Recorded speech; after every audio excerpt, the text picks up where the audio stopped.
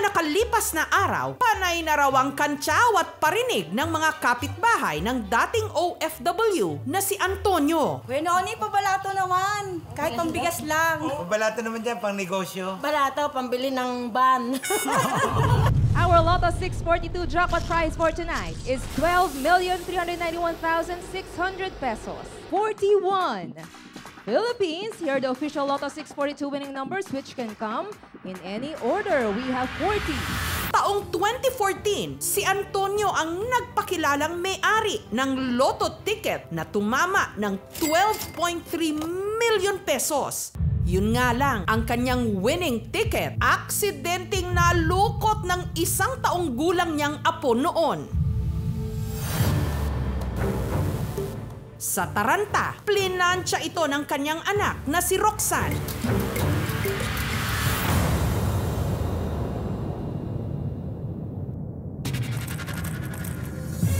Tuloy ang 5 sa 6 na tinayaang numero na nakaimprenta sa papel, nabura. Pati na ang TSN o Ticket Serial Number hindi na tuloy mabasa. Nagalit na po ang papa dahil tinapon ko daw po yung 12 million, yun na daw po ang aahon sa amin sa kahirapan. Di iyak po ako ng iyak. Sinira niyo mga pangarap ko. Kaya nawala na rin eh. Siyempre, kaya ako naman inalis ng galit. Siyempre, sabi nga, baka dala-dalahin ng anak ko habang buhay niyang ganyan. Isipin na isipin. Talaga nang hinayang ako.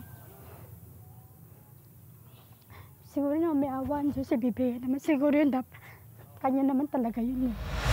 Pero sa linggong ito, Korte Suprema na mismo ang nag-utos sa PCSO o ang Philippine Charity Sweepstakes Office. Wala ng pero-pero, ibigay na kay Antonio ang premyo. Sinabi niya sa akin almost Friday ng gabi. Papa, may nag-send sa akin kaibigan. Ibibigay na raw yung tama ninyo kung posible ako. Hanggang sinend niya sa akin ng mga link. Totoo na nga ito.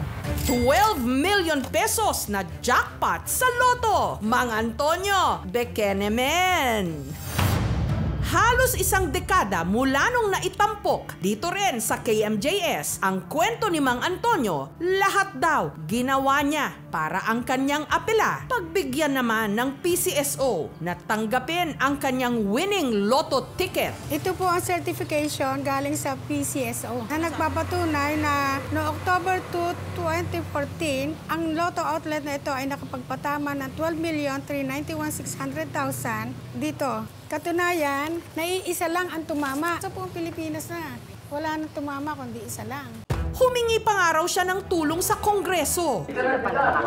So, hindi pwedeng ipeke ang number.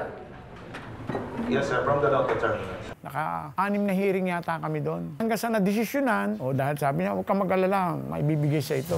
Ang kaso niya, umabot hanggang RTC o Regional Trial Court sa Batangas, kung saan ang ticket isinumite bilang ebidensya. Ang huli kong year na nahawakan yun, 2019 na. Ingat na ingat, nakaipit sa Bible.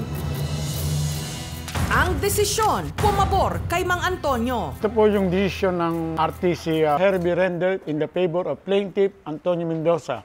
Pero dininay at inapela ito ng PCSO sa korte. Obligasyon namin to ensure yung sistemang itinalaga ay masunod. If it should be machine validated, it should be machine validated kasi walang human intervention doon. There has to be a very firm system to ensure the integrity ng mga winners kasi baka kung sino-sino lang. Nanalo ko na sa RTC. May desisyon na ang Congress na bayaran nyo. May desisyon na ang Court of Appeal na bayaran nyo. Ay hindi nyo pa rin binabayaran ni. Unang beses lang daw noong tumaya ni Mang Antonio sa Lotto gamit ang Roleta app sa kanyang cellphone. Sa pagkakaplansya ng kanyang winning Lotto ticket, hindi lang daw niya pangarap ang naabo, pati pundasyon ng kanilang pamilya. May yata di isang buwan, kulang 3,000. Lagi na rin akong nagdadasal na sana huwag siya lagi magalit. Hindi mo na maalis ha.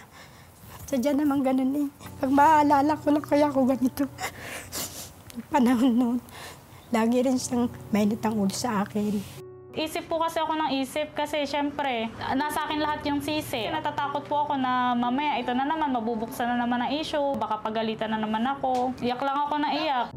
Nung 2014 na yun, nung tumama ako, almost 1 month akong depressed. Parang masisira na ang ulo ko noon. Malaking panghina kasi na tumama ako tapos hindi pa binigay. Dahil sa nangyari, ang anak niyang si Roxanne na nakaplantsa sa winning lotto ticket, napilitang mag-abroad. Factory worker ngayon sa Taiwan. 2020, nag-abroad ako. Nagpunta ako dito ng Taiwan para syempre makabawi ako sa magulang ko. Yung sa mga nangyari, mabigyan ko ng magandang buhay ang magulang ko. Babayaran daw niya yung kanyang... Sabi ko, hindi ko na kailangan ng ano. Ang kailangan ko, sama-sama tayo dito. Ang galit ko kasi sa una lang, pag nagtatagal na, nawawala na. Si Mang Antonio rin, bumalik sa pagtatrabaho abroad. Naging consultant sa isang power plant sa Africa. May lumapit sa akin, umuwi ka na at makukuha mo ng pera, huwag ka na maghirap. Umuwi naman ako. Sumusweldo ko ng ano doon, 400,000 a month. Naka 6 months ako. Ngayon, ang project tatagal ng almost 2 to 3 years. Di sana mas milyonaryo pa ako. Hindi na ako nakabalik, hindi na ako tinanggap. Hanggang ang kanyang mga naipon, unti-unti raw naubos. Nagastos din daw, pambayad sa kinuha niyang abogado. 50,000 din ang mga nagastos ko na ano. Wala na ako ng pag-asa, no? Bali pa part-time lang trabaho ko. Minsan, nag-aahente ng lupa. Walang pag-angat. Naubos na nga lahat na naipundar ko. Tulad nitong huli, kundi nagbenta na ako ng sasakyan para makasurvive kami. Dagdag kalbaryo pa raw nung nagka-diabetes siya taong 2015. Makaawa ko, tulong nyo lang sa akin, pambili ko man lang ng gamot. Sa maintenance siguro, naabot din ng monthly ng mga 3,000 to 4,000. Pambili ko ng maintenance kong gamot.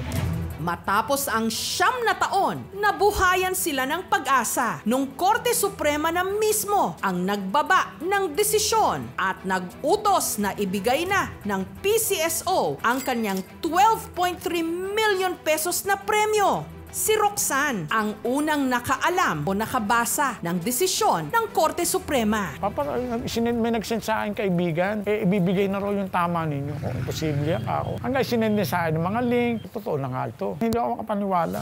Susunod, makuha na nga kaya ni Mang Antonio ang premyo niyang 12.3 million pesos? Our Lotto 642 jackpot prize for tonight is 12,391,600 pesos. Ibigay niya na po sa papa ko. Talagang nilaban po niya. Kasi alam niya para sa kanya yun. Ang hirap na pinagdaanan. Bakit pa nila iniipit? Kukubrahin natin ang kasagutan. As of this time, Sa aming pagbabalik. Matapos ang halos 1 dekada ng pag-apela ng dating OFW na si Mang Antonio, na pagbigyan ng PCSO ang naplantsa niyang winning lotto ticket para sa jackpot na 12.3 million pesos. Makailan lang, Korte Suprema na mismo ang nag-utos. Ibigay na sa kanya ang premyo. Ora mismo. Sabi ko salamat sa dasal at dininggin niya ang panalangin namin araw-araw. Emosyon. Adi, yun nga, maraming salamat at matatanggap na niya ang kanyang matagal ng minimitin. Gayunman, ipinagtataka ni Mang Antonio na nung Marso pa, nagbaba ng desisyon ng Supreme Court. Pero hanggang ngayon, wala pa raw nakararating na sulat o abiso sa kanila. Nauna pa ibang tao, bago ko nalaman. Yung Supreme Court, siya yung pinakadulo, court of last resort nga kung tawagin. Kung ano yung magiging desisyon ng Supreme Court, ito yung magiging final and executory. Maaring makontempt yung agency, tao o grupo na hindi sumusunod sa order ng isang korte. Agad na nakipag-ugnayan si Mang Antonio sa tanggapan ng PCSO. Nung pumunta ako dun sa Supreme Court, nandoon pa raw at dadalhin pa raw sa PCSO by next week. Ang General Manager na si Mel Robles may nilinaw. As of this time, wala pa kaming nare-receive na formal na decision from the Supreme Court. So we're confident it will come, and when it comes, we will act on it, definitely. Hindi rin daw nila inipit ang premyo ni Mang Antonio. Sumusunod lang daw sila sa mga alituntunin. We would like to assure the family of Mr. Mendoza, we will do our best na mapadali ang proseso ng pag-release po sa inyo. It has been determined by the Supreme Court that you are a winner, so we will abide by that. Ilang kembot na lang ho ito. Malapit na ho ito. So, kontintiista lang po at ma-enjoy nyo rin. Para ako nabunutan ng tinik na sabi ko, ayan na, sinaga po yun ng papa ko. Talagang nilaban po niya. Kasi alam niyang para sa kanya yun. Maasa ako makukuha ko to sa tulong din ng media. Taong bayan na ang maghuhusga. Pag nakuha niyo na yun, sir, saan niyo balak gamitin yung pera? Una-una, pauwiin ko muna yung anak ko. Number 2, negosyo, educational plan ng apo ko. Yung premium yun, sinabi ko na sa sarili ko na marami pa rin ako matutulungan mahihirap. Umabot man na halos isang dekada para kay Mang Antonio, ang mahalaga, makukuha niya ang talagang para sa kanya. Sana sa lalong madaling panahon. Ako may purpose yan, tanda nyo. Yan yung mapupunta pa rin siguro sa atin, meron lang tamang panahon. Sana maging lesson learned sa mga mananaya. Ilagay nyo sa tama ang sa pamilya. Thank you so much mga kapuso. Kung nagustuhan niyo po ang videong ito, subscribe na sa GMA Public Affairs YouTube channel. Don't forget to hit the bell button for our latest updates.